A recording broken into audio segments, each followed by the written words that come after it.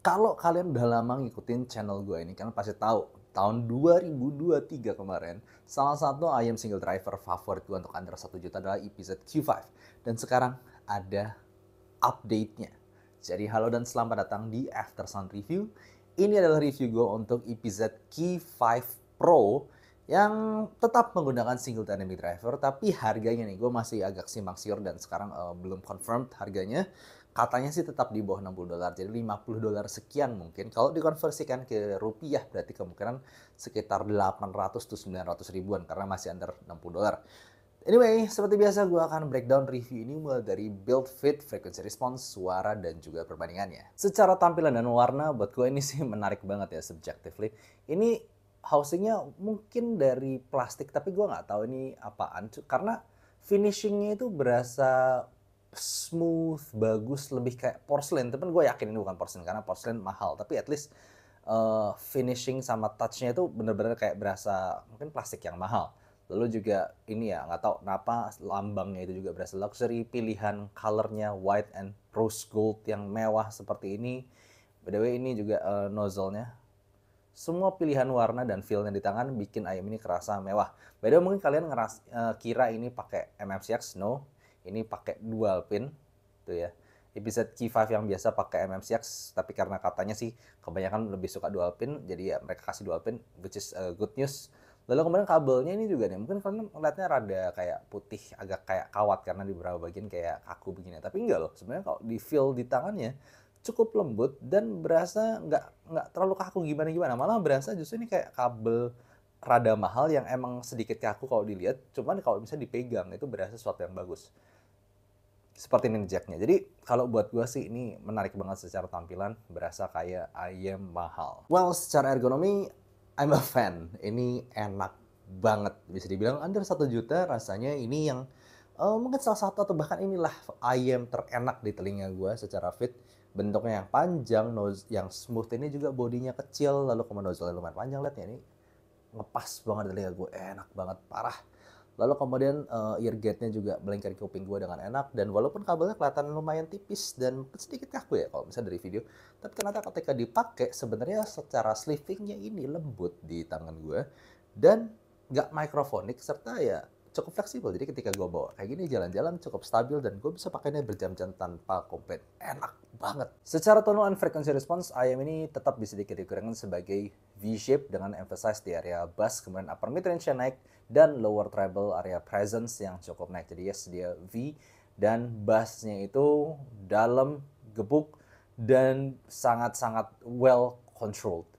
Mungkin kelemahannya lebih ke tonjokan mid bass-nya nggak terlalu bulat, jadi dengerin bassnya tuh jedek dalam tapi nggak gitu, nggak terlalu nonjok bulat. Mungkin untuk lagu-lagu EDM kurang cocok, tapi buat gue pribadi ini oke buat segala macam genre karena dalamnya dapat, speednya dapat, dan juga hentakannya dapat. Bagian vokalnya very clear and clean, terpisah jelas dari bassnya, jadi nggak ada satupun not dari bass yang bleber ke area vokalnya ini.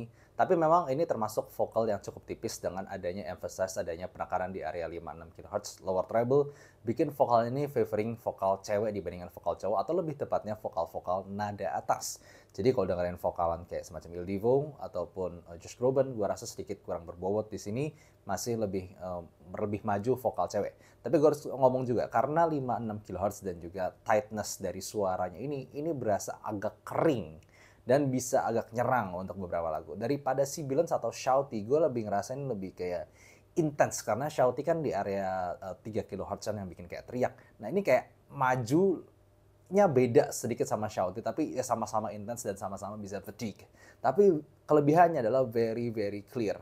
Semua nada itu sangat jelas, dengerin biola, dentingan piano, lalu kemudian gitar, semuanya jelas, sangat-sangat bagus resolusinya di sini dan kejelasan nadanya itu. Lalu kemudian treble-nya ini sebenarnya nggak extended banget sih, tapi dia kejelasan nadanya itu yang sangat bagus. Ya emphasize-nya memang lebih ke lower treble 5-6 kHz, 7-8 kHz juga masih oke, tapi habis itu di area upper treble agak turun. Tapi di area treble to mid treble-nya itu semua sangat-sangat jelas, maju, dan bening. Overall ini memang V-shape bright yang jelas dan sedikit bisa intens. Jadi memang lebih kalian bukan untuk kalian yang butuh suara yang warm, full bodied. No, ini agak tipis tapi lengkap frekuensinya rasanya dengan sub bass sampai ke treble semuanya berasa jelas dan terkontrol. Gue sangat memuji di sini area teknikalnya terutama di bidang resolusi. Kalau gue masukin ke skala teknikal gue, ini adalah selevel RTT10 atau bahkan mungkin sedikit di atasnya. Sebenarnya tergantung genre, ada yang RTT10 sedikit better, kadang ada yang sendiri lebih better. Tapi perlu di note, ini harganya di bawah 1 juta dan menggunakan dynamic driver dengan masih timbre dynamic driver. Tapi teknikalnya bisa se-RTT10 buat gue sih itu gila. Jadi yes, ini very clear, very resolving semua detailnya, resolusi setiap nadanya tuh attack-nya berasa jelas, recovery-nya oke, nggak ada lingering notes yang aneh-aneh yang bikin nadanya ngumpul, nggak, ini semuanya berasa jelas. Lalu secara stage dia juga tetap berasa luas dan juga berasa kayak bola yang rada luas tapi lebih ke lonjong ya, kanan kirinya dimensinya lebih berasa dibandingkan depth ataupun height. Tapi overall secara resolusi sih di harganya ini definitely one of the best. Gila sih, bener-bener resolusinya itu yang bagus banget. Apalagi buat kalian cobain lagu-lagu yang audiophile class ataupun yang rekamannya bener-bener bagus, bakal ngerasa bahwa IM ini super duper clean and clear.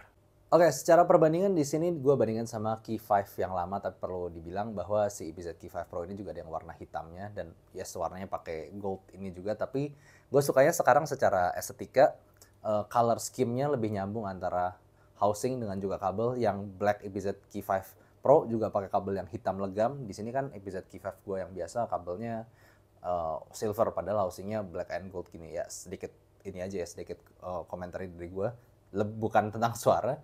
Lalu kemudian secara housing juga somehow gue ngerasa finishingnya lebih rapih, lebih kayak porcelain ya somehow yang putih ini, sedangkan yang lebih kayak plastik. Jadi ya definitely better sih kalau misalnya secara looks. Nah, secara suara, frekuensi responsnya sebenarnya sama-sama mirip, sama-sama V-shape kategorinya, dan a bit Harman-ish ya, lebih Harman lagi yang mungkin yang Key 5 biasa, dengan upper mid range yang lebih tinggi dibandingkan lower treble di area 3 kHz-nya. Tapi si Key 5 Pro ini lebih emphasize di lower treble. Jadi buat gue nih ya, secara suara juga ini versi yang lebih tight, versi yang lebih clean and clear, tapi lebih tipis suaranya. Jadi kalau gue ngerasa masih mungkin ada orang yang lebih suka EPZ Key 5 biasa, karena walaupun bassnya terasa lebih lambat dan juga treble-nya tidak se-clean and clear Key 5 Pro, tapi jadinya ini lebih berasa lebih nyantai, lebih full bodied, dan juga ya to be honest buat gue ini lebih oke buat EDM. Gue masih ngerasa EDM di sini asik, di sini agak terlalu kering jadi ya gue ngerasa dua ini arahnya agak berbeda. Key 5 Pro ini seolah versi yang lebih tight, clean, and clear, tapi sedikit mengorbankan body dari bass ataupun vokalnya juga. Nggak bisa disebut direct upgrade juga. Dan memang secara teknikal definitely lebih bagus di Key 5 Pro yang baru ini. Dibandingkan dengan Kevin Clean yang gue pribadi juga sangat suka. Kevin Clean nggak bisa jelas ngejar teknikal dari Key 5 Pro ini. Key 5 Pro ini cleaner, clearer, lebih tight juga suaranya, sementara Kevin Clean mau pakai filter yang manapun tetap berasa suaranya lebih tebal, dan gue harus ngomong juga lebih natural secara timbre. Jadi dengerin vokalan, dengerin berasa instrumen instrumental, semuanya berasa lebih organik, lebih natural, lebih analog rasanya pakai yang Kevin. Tapi memang kelebihannya si Key 5 Pro ini lebih ke technical dan juga clarity dan resolusi setiap nadanya. Apalagi dengerin violin, wah gila ini rasanya bisa clean, clear, cepet gitu. Sementara di Kevin Clean berasa lebih nyantai, walaupun secara timbre dan bobot dari violin yang terasa lebih natural. Jadi kayak tergantung preferensi lu. Bahkan di saat yang bersamaan, gue bisa bilang lu punya dua-duanya juga nggak masalah, karena tipe suara yang berbeda. Kalau mau yang clean, clear, super detailed, ya go with this dengan Key 5 Pro. Tapi kalau mau yang lebih nyantai, lebih natural, pakai Kevin Clean. So in the end, walaupun IM ini masih ada kekurangan sedikit untuk beberapa di bagian tonalnya, gue rasa untuk beberapa orang. Tapi kalau misalnya dibilang impress, I'm very impressed. Gue sangat kagum karena teknikal dan juga kebersihan suaranya EPZ Key 5 Pro ini yang bisa dibilang melebihi atau bahkan menyamai benchmark gue yang pakai planar. So ya harus dipuji tetap aja. EPZ Key 5 Pro ini tuningannya mungkin bukan untuk semua, tapi secara teknikal, bersihnya, resolusinya amazing, dan harganya di bawah 1 juta. Jadi yes, tolong pertimbangkan lebih ke tuning ya, apakah kalian cocok dengan itu atau tidak. Tapi kalau misalnya kalian ngerasa, oh kuping gue sih nggak apa-apa, kuping gue oke dengan suara yang lumayan tipis, agak pedas di area upper mid range-nya, selama bassnya masih ada, gue pengen technical, go with this. EBZ Q5 Pro, definitely worth to try. Thank you for watching, see you next time, bye-bye.